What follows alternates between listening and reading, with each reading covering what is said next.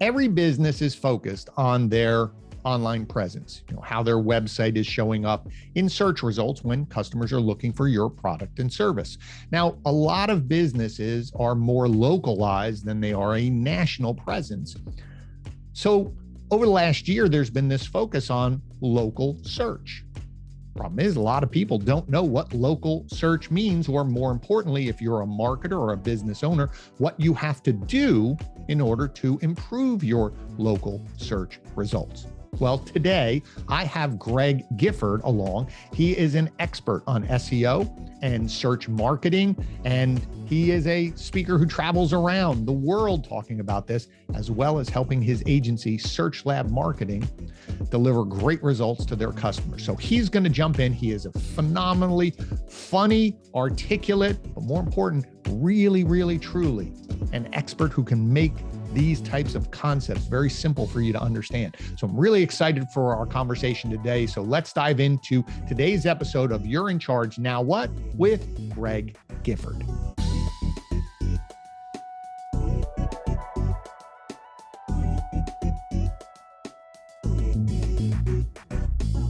All right, great. Greg, thanks so much for joining me. I've been waiting for a while for this one. This one's going to be a good one, fun one. No pressure, right? Well, no, because I really like your take on things, not just as a presenter, you're known for your presentations, but what I really like about chatting with you is the fact that you try to keep things simple for people, more actionable than getting caught up in these concepts and, like word soup and word salads and make ourselves feel so important. So starting from that, one of the things that you've been talking about for a while, and we both work in the agency side of things, but this idea of local search, I think people get confused what that really means. So in your words, talk to me. What is local search today for businesses? So local search is really what most businesses need, but most businesses don't know about it. So the way that I always kind of like to approach it is to explain, and again, most people don't realize, Google has more than one algorithm running. So when somebody types something into the search engine, Google's going to attempt to assess the intent of that particular search query and then choose the right algorithm to return those search results. So for certain verticals, certain types of businesses, even if the person searching doesn't enter a city, a neighborhood, or a phrase like near me or nearby, Google's still going to use the local algorithm to constrain the search results to the immediate area. Great example that I always use is pizza delivery, because regardless of the vertical, people understand if you type pizza delivery and that's it into Google, you're going to get a list of all the pizza spots right by you, not the pizza place in Chicago that has the best SEO in the entire world. That's the local algorithm at play. You only have to worry about being the best in the local area, because that's realistically where you're, as a business, where your customers are coming from. So local search or local SEO is the strategy and tactics that you use to target that local algorithm, because while a lot of the signals are the same, the content on your site and how it's optimized, the links pointing to your site, local has additional signals that traditional SEO doesn't have to worry about. You've got your Google business profile, formerly Google My Business. You've got all your directory listings, which are, commonly called citations. So anytime another website mentions name, address, phone number, you've got customer reviews. So you've got a lot of things that hold weight in the local algorithm that don't matter in the traditional algorithm. So that's why I always try to get out to as many places as possible and educate people on that difference, so that businesses know, oh, okay, this is probably what we should be doing. Okay, so that's a great explanation, and it makes complete sense, especially if you're local. Now, to your point, then, someone who's listening to this, who's in charge of the marketing, be it a small business and I'm the owner and doing marketing, or I have a team and that person sitting there going, great, Greg, that sounds great. What are some of the things? Give me 3 or 4 things that they need to be paying attention to right away if they are a business for local search. Realistically, the most important thing, even beyond local search, really is just the content on your site. And that's where most businesses and most websites are really lacking. Typically, people have the same generic cookie cutter stuff that all of their competitors have, and especially when we're talking local businesses. So, Mhm. another way to know that you need local is if you're a business that does face-to-face business with customers at a physical brick and mortar location, Right. then local SEO is what you need. Or if you're a service business like a plumber or an electrician where you serve customers in a particular area at their location, Right. then that's local. And typically, if we're talking plumbers or electricians or restaurants or dentists or doctors or attorneys, everybody's going to have the same kind of general information across their website. So, let's use attorneys as an example. Maybe you got in an Mhm. accident and you need to retain the services of a personal injury attorney, and you're trying to pick which one you want to call, which one you want to Right. potentially talk to. If you look at 15 different PI attorney websites in your area and they all basically say the same thing, but one guy has way more in-depth information, answers more of your potential questions before you have to call him, stands out because it's unique, has personalized info, you're more likely to call that guy than anyone else. Same thing with, you're looking for a car dealer. I always use, whenever I talk at automotive conferences, Ford in Dallas is a great example because there's 20 Ford stores in the Dallas market. It's the Right. densest Ford market in the country. If I'm looking to buy a Ford, and I'm looking across all these dealerships in Dallas and they all have the same generic, hey, we treat customers like family. We've got a shiny new showroom. We have Right. the best deals on Ford. And everybody looks exactly the same. But then that one guy says, hey, look, here's why you want to buy from us. Everybody else does things this way. Here's how we're different. And it's truly unique information about the business. And it's also clear that this guy is a local business because he's optimized it the right way and he's mentioning things about the local area. Again, more likely to call that guy. So it's really, you said that's a long-winded answer for two or three things that matter, No, but the no, no. content side is the whole concept of, again, you mentioned earlier that I like to boil things down to simple concepts because I speak at usually 35 to 40 events all over the world every year, and one of the most common things I see is presenters get up and they just start rattling things off, and it may be really good and actionable information, but you just get overwhelmed by the fire hose. So I Yes. always try to share really simple concepts that drive home the really important things you need to know, because then that sticks in your head. And when you get back, it's easier to remember that. And one of the most important things to remember is if you want to show up as a search result, when somebody types a particular phrase into Google, you need a page of content on your website that's about that concept. And that's where most businesses are really lacking. They'll have one page that says, here's all the services we provide or all the stuff that we sell in like a bullet point list. The guys that win are the guys that have a separate page for Page each for product or everything. service. So going through that, because there's a couple things in an audience, I know you may think that was a lot, but if you really go back or just take a moment to unpack what Greg was saying, is it's this idea of sharing beyond the product. It's sharing your process. It's sharing how your business is done. Now, some people will say, well, I don't know how to explain that. But if you said, well, here's how we treat our customers and write it out, or to your point, if I take care of, going back to your PI, Right. if I handle accidents, or if I handle, falling, or if I handle, I should have a page about each of those, answering the most common questions that people would ask. And so business owners, if you're wondering what content that Greg's talking about here, is saying to yourself, ask yourself or ask your team, what are the 10 most common questions we are asked about our business? And then answer them with content on your website. Yep. Am I heading in the right direction? Yeah, exactly. Because another thing, like, people, either business owners or marketers, tend to work with blinders on. You're on the site all the time. You know Right. exactly whether you work there or whether you're an agency working for the business. You know exactly what the business offers and sells. You know everything about that business. If you need to go find something, you know exactly where it is on the site. It's important to take those blinders off and think about, I always tell people, imagine that you're an absolute noob. You've never bought that product or service in your life. You've never Right. been to that website in your life. How do you find easily the answer to your question or your need.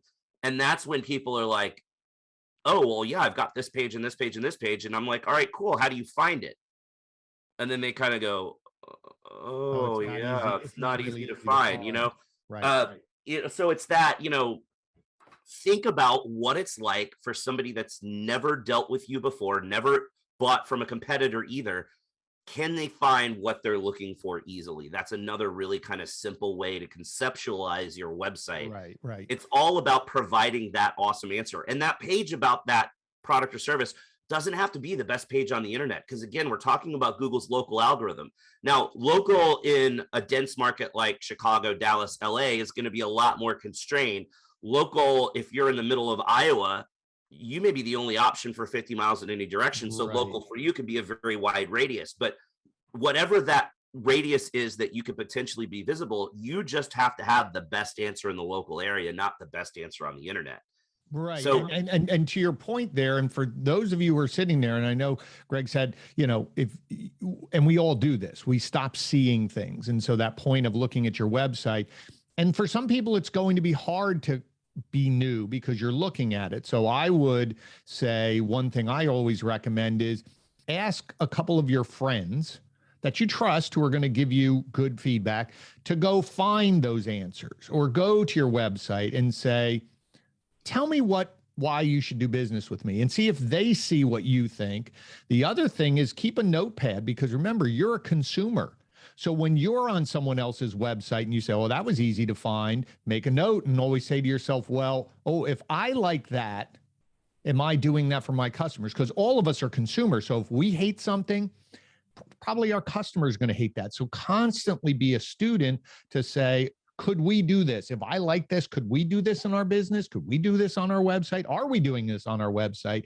Those are also ways to make sure that you're constantly thinking of the customer and removing those obstacles from doing business, probably because you wouldn't do those or create those obstacles, as you were saying, if it's a brick and mortar. You don't want to make it hard for someone to buy my pizza, but maybe you're making it incredibly hard on the website, Yeah, one of my favorite things, unfortunately, doesn't exist anymore, but like 10 years ago, there was a guy that did user testing, and he started this kind of gig on the side just as a joke, and it really took off. And the URL was theuserisdrunk.com. And you could basically buy this guy a case of beer, and he would record himself both, usually when you're doing user testing, you get a recording of the screen, but he'd get the screen recording and a video of himself, and he would just get completely sloshed and then go to your website and try to navigate your website. And it was the funniest thing ever. And, completely worth buying a case of beer and paying the guy $50 to do it, because it was just so funny. But you also got really good insights because the guy was wasted and had never been to your site before. Right. And it was just really funny when he would get confused and couldn't find stuff. And unfortunately, the guy quit doing it. We did that early on in the whole, digital retailing tools and shopping behavior. We had our staff just go to random websites and try to buy a vehicle, buy a car. And you would see where they would get stopped, or see when they would be asked a question that to the business, in this case, the car dealer, I hear it on phones all the time. Well, just what's your VIN? Vehicle identification number. What's the stock number? People have no idea. So they kept going through and they said, I don't know what to do. And then there was no place to contact anyone. So to your point, having someone road test your website, we could think that it's really important to a consumer. We're all patting ourselves on the back. This is really cool. It doesn't matter unless the customer finds it useful or helpful. So I love that idea of, again, getting back to the local search, of reverse engineering that content. So content on your site is one.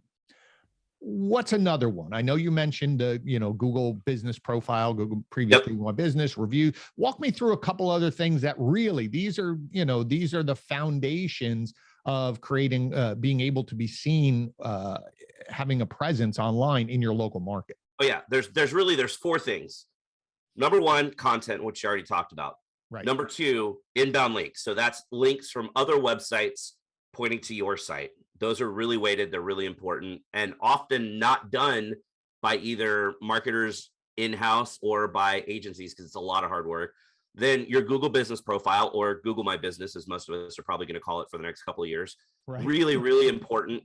and then customer reviews. So those four are kind of the pillars of visibility when it comes to local search. And then obviously there's a lot to break down in each of those, but those are the four main concepts. Give me a couple examples of like a place for links, because someone's sitting here locally, for any business in a local market. What type of links or places would I go to get my links? I know listings are one thing, like local business listings. Are there other websites that they should be trying to get a link? Yeah, and actually local business listings don't really count as links. If you can go fill out a form on a website and that results in you getting a link from that website to your site, you basically in your head just realize that link doesn't count in the algorithm. Google wants to see links that you've earned, that are unique, that you have, that other people don't have. So there's a lot of different ways to do it. The easiest way is to just be awesome at what you do and have great content, and you're naturally going to get links from that.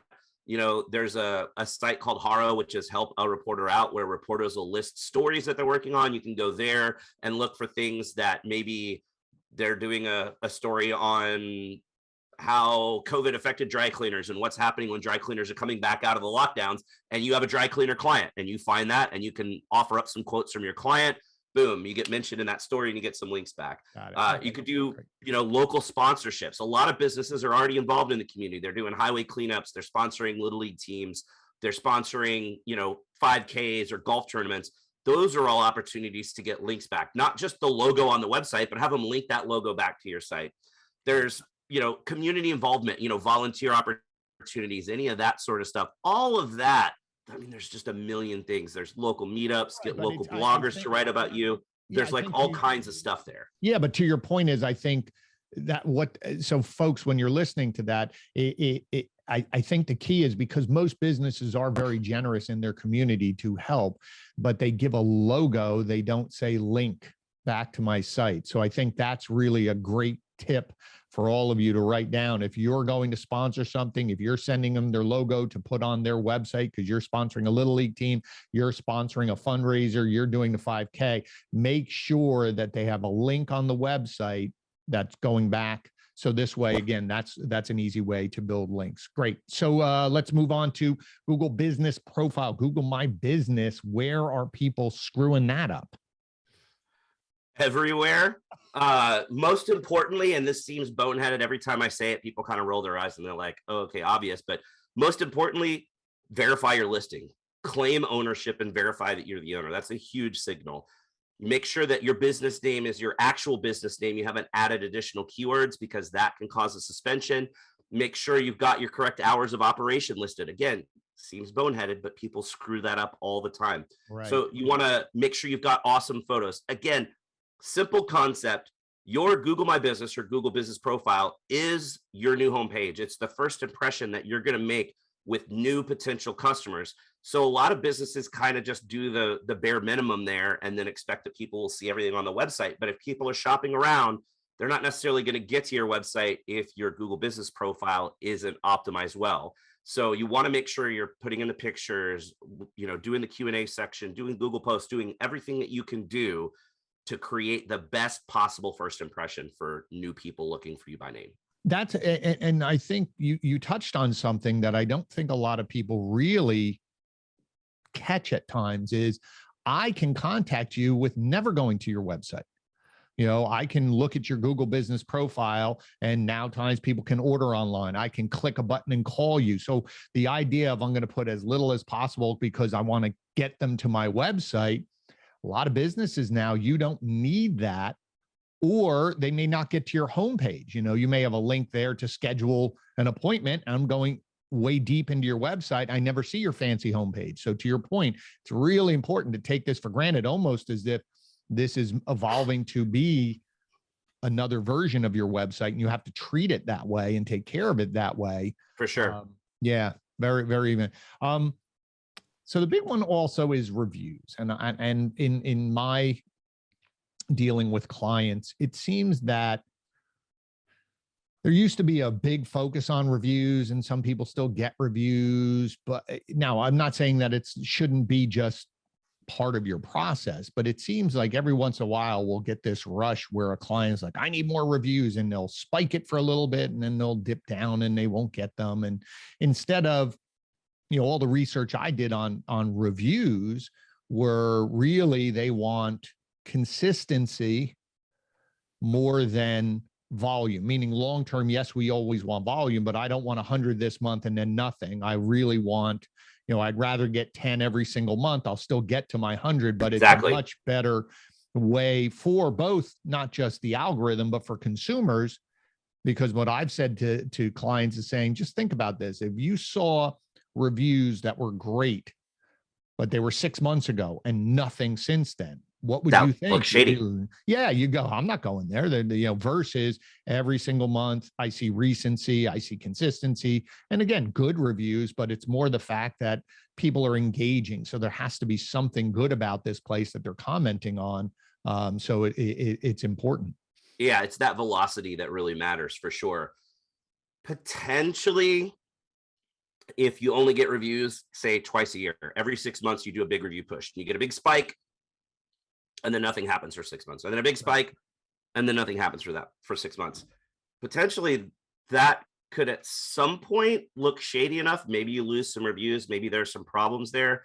But like you said, think about, again, what's it like for a noob? Somebody that's never been there and they're looking, it doesn't look natural that you have, 250 reviews, but you haven't had a review in the last 6 months at all, Right. Especially if the last 50 reviews were all perfect 5-star reviews saying how amazing you are. And then in 6 months, nobody says anything.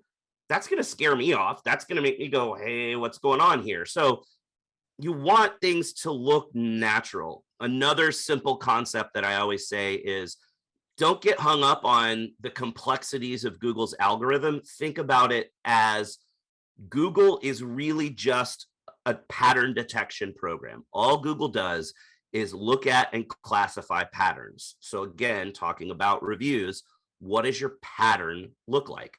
Does it spike and go down and spike and go down, or is it kind of just a steady over time? That's what looks better. And a lot of people get really hung up on, I need to have more reviews than my competitors. And, I've seen situations where, I did something with a car dealership a few years back, and they were in like Atlanta or some really big market, and they had like 3,500 reviews.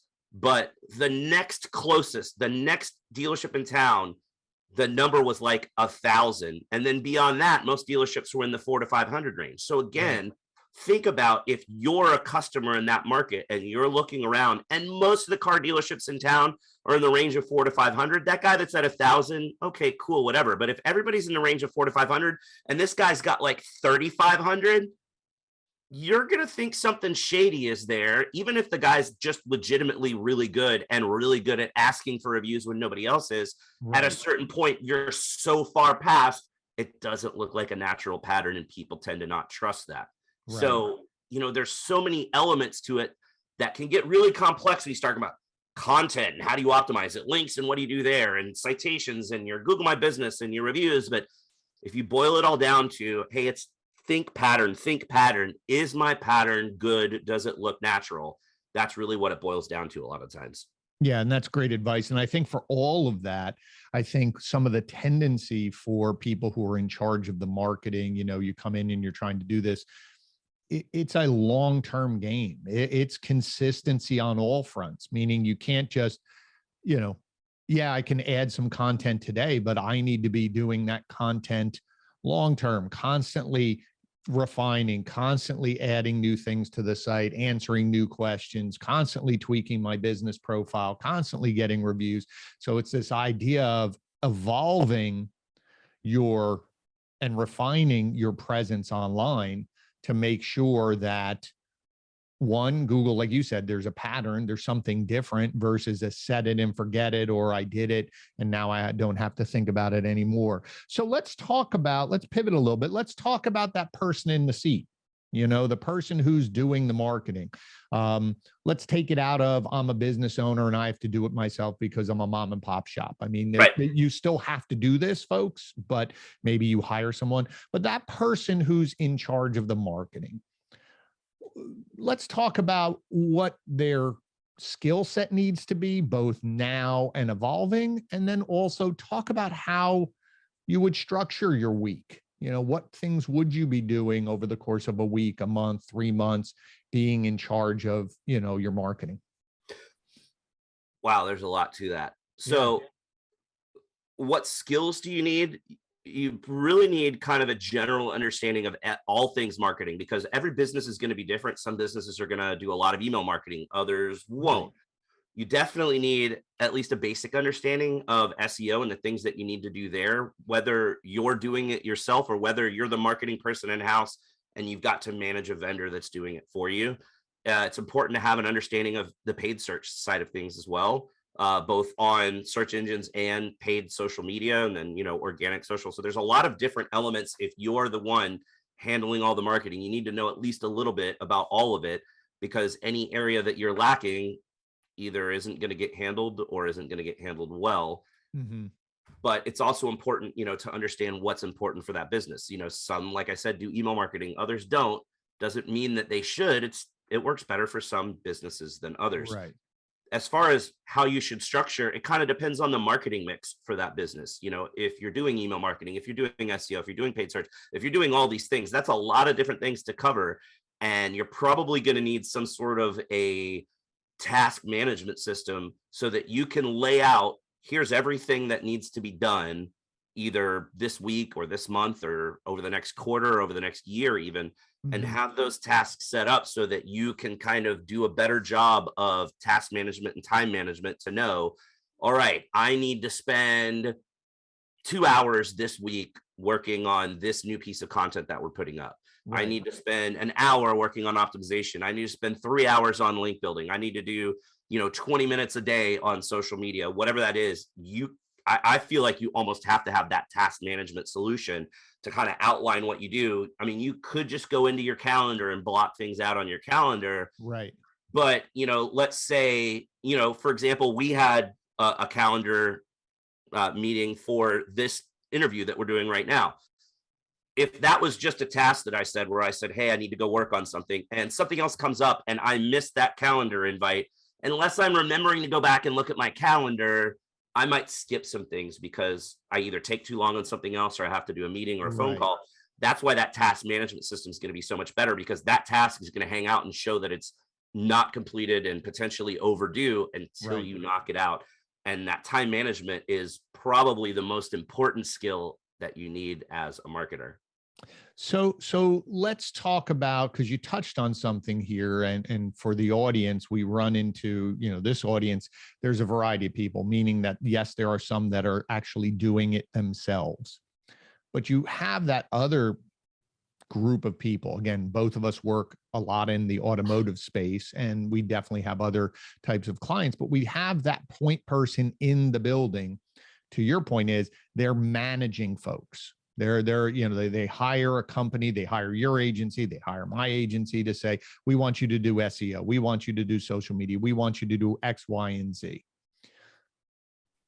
Where do you see a disconnect? Because we're on this side, but when you're talking to people on that side, is it in the industry, is it vendors not being clear with the people, the clients, to say, this is what we're doing? Is it the lack of clarity or skill set on the other person's side to be able to know what they should be asking us to do?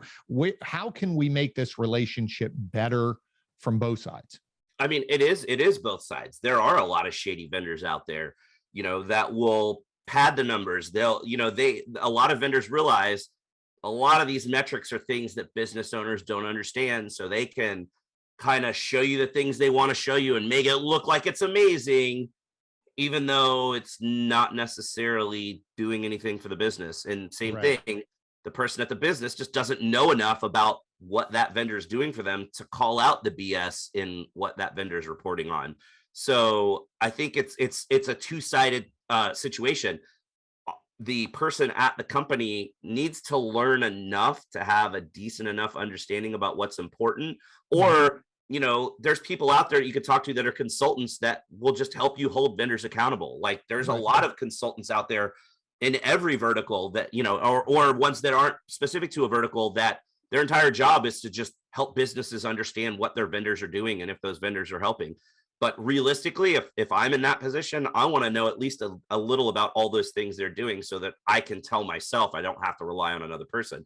And as a vendor, more vendors should be on the education front, where you're not just saying, hey, you're paying us, here's the stuff we did. It's, you're paying us, here's the stuff we did, and here's why this stuff is important. Right. Here's why this stuff matters.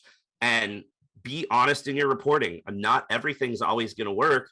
And sometimes you have to have that conversation with the client of, look, we're doing your paid search, or we're doing your SEO, and we typically expect to see results in this period of time. And we haven't hit the level of results we would expect to see at that point in time. And here's what we're doing to mitigate any more losses, or Right. try to get things to be better. And that's a tough conversation, but most of the time clients are going to appreciate the fact that you're open and transparent.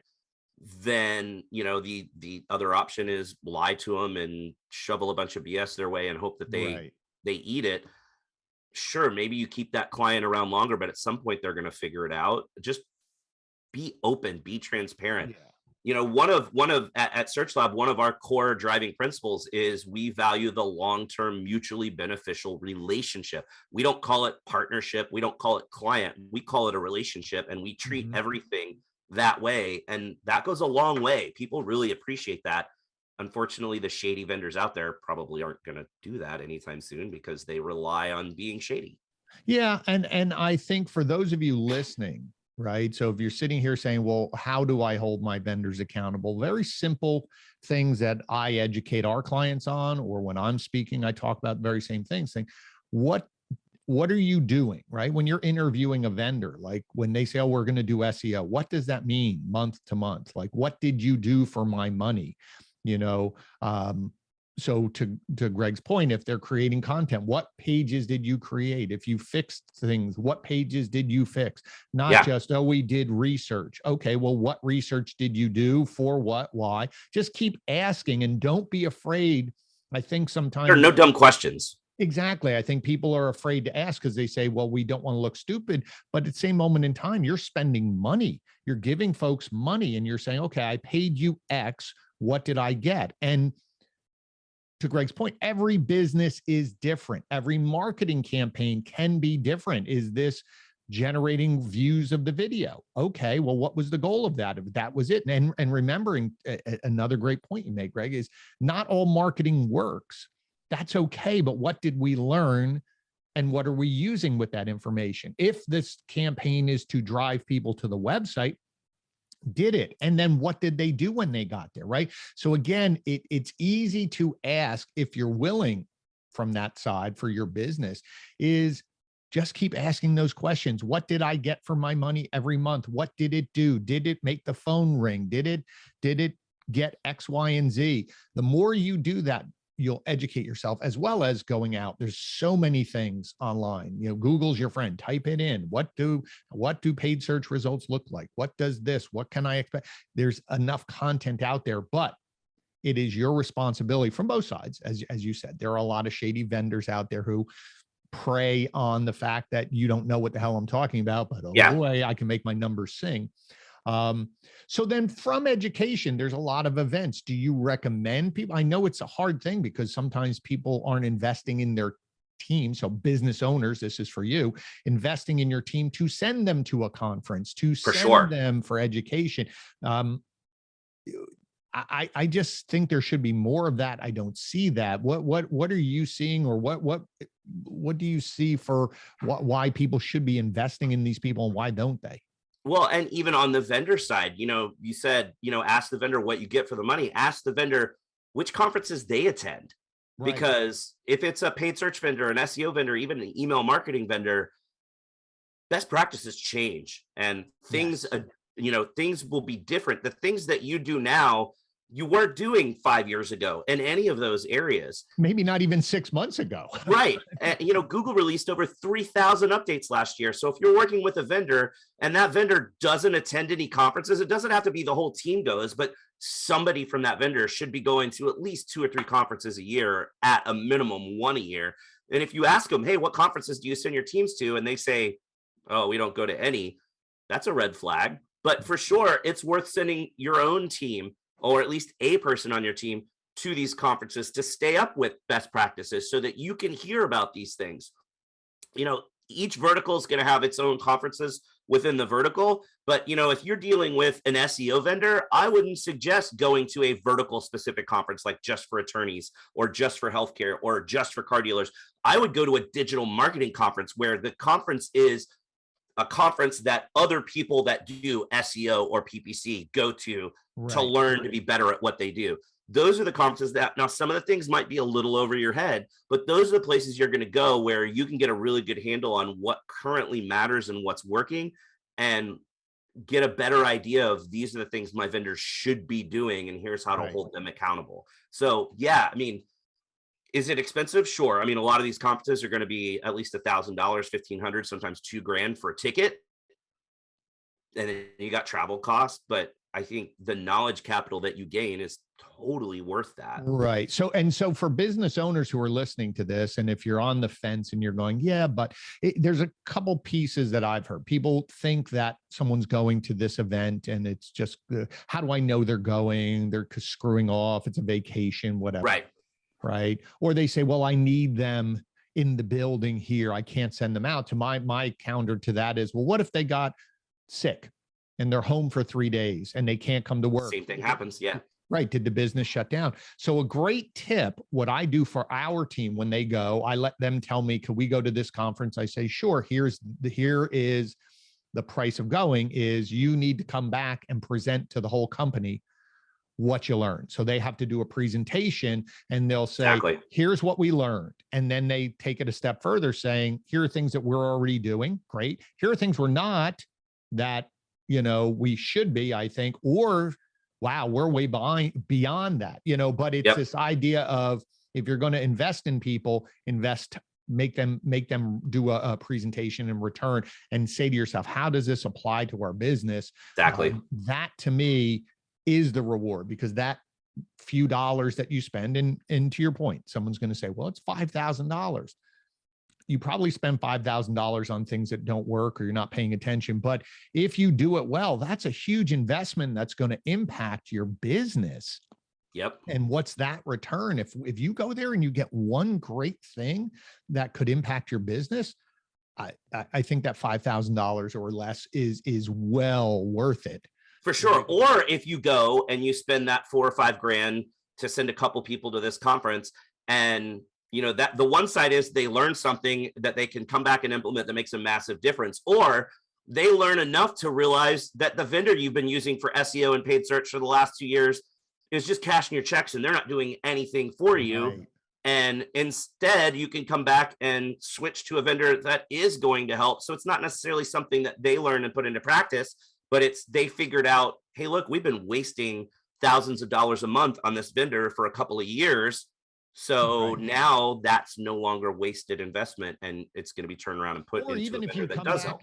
Even if you come back and you say, we have the right vendor, that's also, that too. Yeah. That also is really great, because you go, wow, they were saying cutting edge, this is what you should be doing, and our vendor's doing that. So again, it's a lot of it, but it goes back to what you said early on. It's this idea of, we have a tendency to get so blinded by things that we're afraid to look, or we think we're too busy to look. So to send someone to a conference to come back with any of those answers, man, we're doing it all right. Hey, we could do something different. This vendor's not doing what we want. Whatever it is, you're getting out of your comfort zone to look at what you're actually doing in your business. And sometimes holding the mirror up can be difficult, but I think to your point is, you need to do that, because we're all working so hard. We have to take a step out sometimes to slow down and see, because I think it really impacts everything. Amazing. Yeah, for sure. All right. One last thing, and then we do our questions here. Talk to me about you. Let's talk about you for a minute. So how did you, if I go back to 16-year-old, I've 16, now 17-year-old, but that junior year, sophomore, junior year, if you look back to that Greg, and now he sees you, you see him, type of a thing, are there similarities that you see from where you were back then, or something, would that Greg look at you now and say, oh my God, how did I end up there? Meaning, how did you end up where you are, speaking, marketing, all of this? Like, how did that journey happen, and where are the similarities between you two and where are the differences? Yeah, I mean, the similarities are 16-year-old Greg was just as obsessed with movies and pop culture as almost 50-year-old Greg. Maturity level has definitely stayed at about that 16-year-old level in the brain. And you're laughing because you know me well enough to know that's true. But yeah, I think for sure 16-year-old me would not see me where I am today. Uh, I mean, even 10 years ago, I wouldn't have seen myself being a guy that's traveling all over the world, speaking at conferences and going to crazy places I never would have thought I would have gone to in my life. But I rolled my love of movies into presenting, and people dig my style of presentation. And so I've been lucky enough to become a really popular speaker and get to go to countries all over the world. In 2019, I took my wife to 8 different countries to Yeah. conferences I was going to. And that's been an amazing opportunity. I've seen some incredible stuff, and some stuff I've seen. Our my wife and my our favorite city in the world is St. Petersburg, Russia. We'll probably never get to go back now with No, the state of the no. world, and that's unfortunate because St. Petersburg was absolutely amazing and completely a place we would have gone back on our own on just our own vacation. Right. We got to go to Australia. I got to hang out and feed kangaroos by hand and hold a koala. Like, those are things I never would have probably ever done in my life had it not been for speaking at conferences. So, once I started speaking and people liked my style, I kind of became a student of the game and used the fact that I was able to go to more and more conferences to watch other speakers. And Right. I wouldn't watch other speakers necessarily to learn new things about digital marketing. I would watch other speakers to learn how to be a better speaker. And I would Right. pick things out here and there of like, oh, I like their vocal inflection of how they did this, or I like their pacing, or I like their slide design, or I like this. And I kind of, in my head, a little bit gamified it and said, I like this speaking thing, and I seem to do well with speaking scores, and people like my stuff. What can I do to get invited to more conferences and speak at more conferences? And so I started, really honing in on the design of my presentations and really honing in on like my brand as a speaker, and meeting other conference, people that run conferences and talk to them about, hey, what are you looking for in speakers and how do you choose your speakers? And Right. kind of grew it to where it is now. And, thank goodness we're coming off of all the COVID restrictions and we can travel again, because I love being able to go all over and talk to people all over the world and help them with their problems. And, it's cool seeing people a couple years later saying, hey, I saw that presentation a couple years back and I went back and I did this stuff, and it made a massive influence. I'm able to put my kid through college now easily because of the improvements I made from that talk I saw 5 years ago. And that's Right.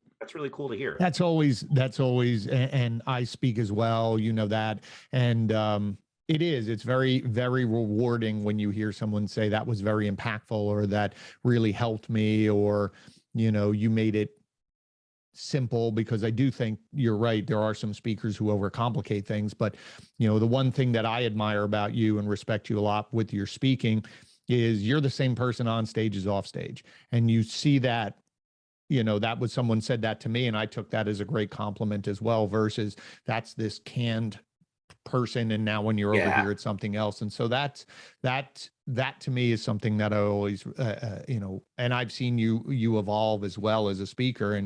But it's the same thing. You're engaging people, you're passionate about it, you try to find ways to connect with the people through your passions of movies and pop culture and things like that. But at the end of the day, that's just a nice wrapping. You really are good at communicating what people need to do in a simple way that people can walk out and go, I know what to do. And that truly is, the difference between being a great speaker and just someone who's up there speaking. So, well, thank you for that. One of the things that I heard from a buddy, Stephen Bajow, who used to work at Conductor, which is a big enterprise level SEO tool set. We know that. He had a really cool kind of slogan that he put on a t-shirt, and actually I have one hanging in my closet at home. Said, if you're not helping people, you're just selling something. And that's what I feel like makes a big difference in a lot of these conference presentations out there, is the people that tend to be the better presenters are the ones that are really just there to help. They're Right. not just up on the stage doing a thinly veiled pitch, or they're not just on the stage looking like they're trying to help, but really they're just there because they want you to buy their stuff. Like, obviously, I speak at all these conferences because I want people to buy our stuff, but I also That's your understand intention. That's that's never have I walked away going, he's selling no, something. yeah. I mean, most of the time I say, look, don't buy from me. Here's how to do it yourself. Right. But people don't have the time to do that, or the knowledge capital to do that. But yeah, I mean, realistically, my primary goal speaking at conferences is to help people be better, whether they're doing it themselves or whether they're using a vendor. Sure, do I want people to buy stuff from me? Yeah, but that's not the reason I'm there. No, but you can smell that a mile away. So Yeah, that for sure. I agree. So, all right. So as we wrap up, I usually ask 5 questions at the end, random questions about whatever. So, Lightning round. lightning round type of thing. So Let's do it. first question. Because you like to travel and you've been all over the place, where's the place that you want to go that you haven't been yet? Ooh, there's several. So I was supposed to, so when COVID hit in 2020, even though it was just March when everything got shut down, I already had 28 events booked that year in 8 different countries. So I was supposed to go to Dubai. That would have been amazing. I was supposed to go to Singapore. That would have been amazing. I've always wanted to do, there's a conference that I've now been invited to. I did last year and it was virtual. Hopefully I'll get to go in person this year. That's in Istanbul. I think that would be amazing. There's a conference in Milan I'd really like to do, because I mean, who doesn't like Italy, right? Italy is amazing. That would be awesome. I'd really love to do a conference in Brazil. There's several pretty large conferences in Brazil. So really at this point, like, the international places I haven't been to are the ones I really want to do. So, you know, I'd love to do something in Brazil. I'd love to do something in Singapore, or just Asia in general. I mean, Tokyo would be great too. Anything over that direction. I actually do get to do, I've already booked Dubai next year, so I'll get to go to Dubai next February. So I'm very excited about that. Yeah, my niece married someone from Dubai and they had a ceremony over there. We just couldn't get over there, but my brother, who goes there a lot, says it's absolutely just mind-boggling. So Yeah. that is also on my list as well. All right, next is something that you're reading, watching, or listening to that really has your attention that you would recommend other people to listen, watch, or read. Letterkenny. It is maybe the funniest show I have ever seen. Natalie from Driving Sales turned me on to it when we were at NADA. She mentioned it, how it's really funny, and she and I kind of nerd out about horror movies and other stuff, and she mentioned that the show was really funny, and she showed me like the first 5 minutes of the first episode, and I was hooked. And so I came home, and my wife and I have been obsessed, and there's like 10, 12 seasons of it, and we're through about season 6 or 7 at this point. So yeah, I love finding things that you can, you know, it's funny now because we try to binge watch things, and and if we don't, we get frustrated. Like, waiting now for the episode to come out every week is frustrating for sure. People. But yeah, Letterkenny, cannot recommend it highly enough. It is the funniest thing I've ever seen, pretty much. Okay, so as a traveler, what's the one thing that you need to always have when you're traveling? Not your phone. Let's forget your phone for a moment. Like, what's your one thing that you found is really necessary, useful as a traveler? And I can't say my phone. I mean, our phone, everybody says, oh, I need my phone because it's a camera and everything else, but something else. No, I mean, I mean, like, I think phone's important to look up like transit maps and stuff like that. Like, if you're using the tube, there's a lot of things on websites where if you're in London and you're like, you need to get from here to here, you can go down and try to figure it out, but you can look it up on your phone. It'll tell you, yeah, you know, take the circle line and switch it at High Street and do this. And like, that's really cool. In places that there's not a lot of English speakers, I think phone's really important because Google Translate makes it much easier to do stuff. But you said you can't use phone. So if I can't use phone, you know, I mean, it seems silly, but an umbrella. A lot of people don't really think I have like a really awesome, small, compact travel umbrella that I always keep because you just never know when it's going to rain. I hate getting stuck in the rain. I think so, like that or a good rain jacket are kind of my go-to. I was going to say, there's 2 things. One is the rain jacket you can roll up. The other one is I found this very thin fleece vest. So this way, if you're wearing a sport coat on the plane, you have this, you stay warm. I feel like an old man when I wear it, but you know, I'm sort of an old man, so I guess I can get away with it now. So All right, two more. If I put all of the people who know you really well in a room and I said, describe Greg in one word, what's the word they would use to describe you? Probably goofball. Goofball with a big heart. How's that? Yeah. Well, that's more than one word. I know, but you know, I'm allowed to. I only made you do one word. All right, last one. We talked about a lot of things today, and it's been phenomenal. And I'm so glad that we finally did this.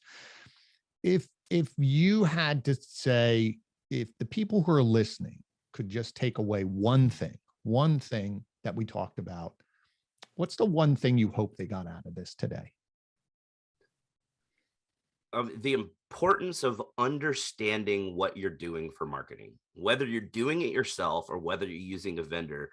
You got to have enough of an understanding about what you're doing and why it's important to your business to be successful. Great. I think that's massively important. And I agree with you. I think a lot of people are either afraid to say, I don't know. And so they just don't, or, you know, a lot of different areas, but I really like that as well. So listen, my friend, I really appreciate it. So where can people connect with you online, find you? Because you're a great follow on Twitter and things you do. But where can somebody, if somebody wants to connect with you, and folks who are listening, you should, but where can they find you? So Twitter is my social profile of choice. It's just Twitter @ Greg Gifford. So that's probably the easiest. I live tweet a lot of stuff at all the conferences I go to. So it's also a great way to kind of stay up to date with things. And then I share links to my weekly video series. That's little short 3 to 5 minute clips about SEO every Tuesday. So you can also find that on our website, which is searchlabdigital.com. Also email me, Greg @ searchlabdigital.com. I'll answer any questions. I don't try to sell people stuff. I help people with SEO issues all the time. And then if you want to connect with me on LinkedIn, it's just Greg Gifford on LinkedIn. Great. So, and we'll put all those are it. Like, don't friend request me on Facebook. Facebook's private for a reason because my kids are on there. So that's kind of a pet peeve. I'll speak at a conference and I get all these Facebook friend requests from people that are in the audience. I'm like, man, I don't know you. Like, my kids are on here. So yeah, I agree. So again, and we'll put all those in the show notes as well. So listen, Greg, phenomenal, great information, great tactical information. So audience, please connect with Greg. He will answer. Great guy. Glad you were here today. So audience, you know the drill at the end. Please share this out if you found value. There's so much great information. I know there's someone in your network who could benefit from listening to what Greg shared. Again, please subscribe. Please make sure you leave a review. If you want to watch, the video or audio, you can find us on YouTube. You can find us everywhere out there on podcast channels. Again, the point of this is to help you become better at what you're doing, become the leader. So as we say, you're in charge. And when you're thinking, now what do I do? Well, we're here every single week with people like Greg to help you become that leader that you want to be. So thank you so much. I know there's a lot of places for you to watch content, but the fact that you spent time with Greg and me means the world. Thank you again. We'll see you next week. Greg, as always, I can't wait to see you probably in a couple weeks. Yeah, in Tampa. All right, my friend. See ya. See ya.